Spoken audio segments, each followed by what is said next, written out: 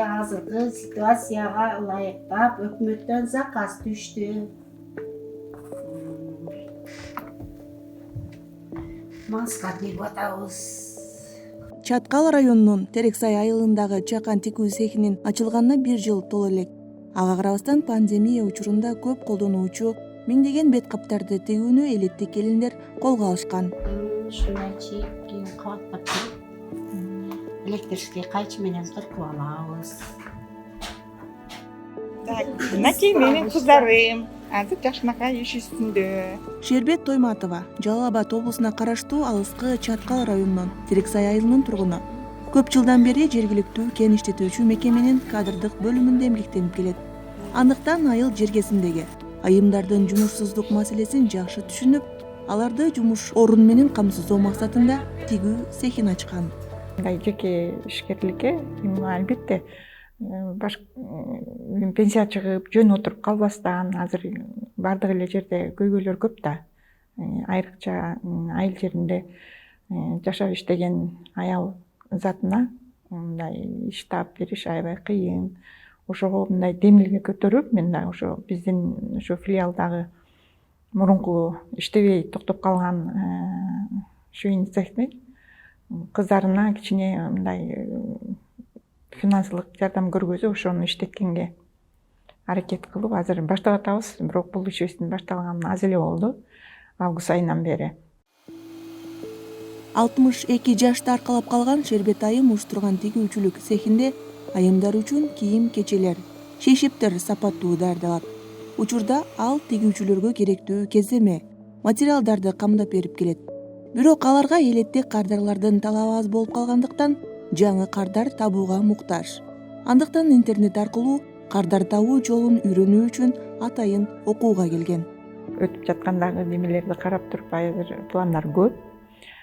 Жеке эле азыр ошо биз швейный цехте эле иштеттим болбосо, мен кыздарга жакшы мындай идеяларды айыл өкмөтүнүн мындай адистерин менен биргеликте жакшы немелерди сунуштагым келип атат.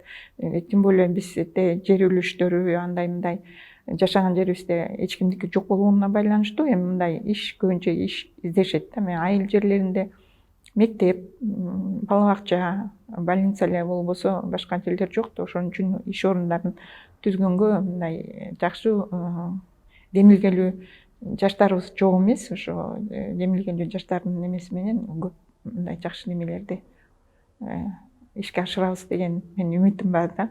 Анан ошого эми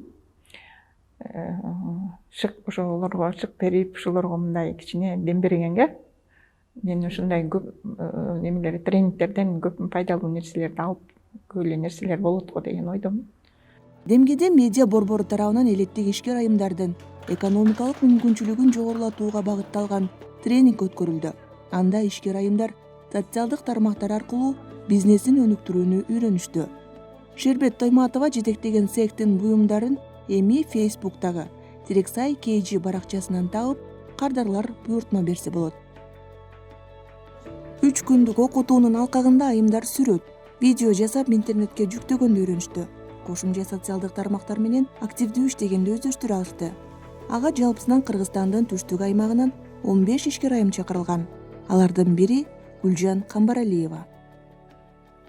Мен ушундай адамдар менен таанышып, ушулар менен азыр контракт түзүп, ошолордон жүн буюмдарды, жана саймаларды, калпактарды, сувенир буюмдар менен договор түздүм.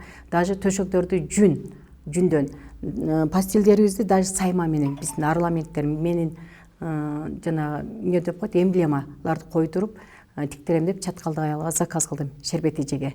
Жүндө болсо ноокаттык бир ноокаттык эжеге жүн төшөк заказ кылдым. Аябай мен дем кошулду ушу силердин аркаңардан, силердин проектиңерден. Болбосо мен жүрө бермедим, базардан алып келип коюп. Мен төшөктү каяктан билген эмесмин. Жана эмблемаларын коюп, каяктан мен пастиль тиктирмекмин. Мен аябай чоң ыраазымын ушул проектиге. Ноокаттык Кишимжан айымдын ишкердикке болгон кызыгуусу артып, ишкердик жаатында мыкты иш жүгүртүүнүн жаңы чыкмаларын дал ушул окуудан өздөштүрдү. Көп адамдардан совет алдым. Анан көптөр жөнөт уже деп немелер түштү да, жакты адамдарга. Окууга келген ишкер айымдардын баарысы ар түрдүү тармактардан: кол өнөрчүлүк, чеберчилик, айыл чарбасында, агартуу жана курулуш жаатында иш жүргүзгөндөрү бар.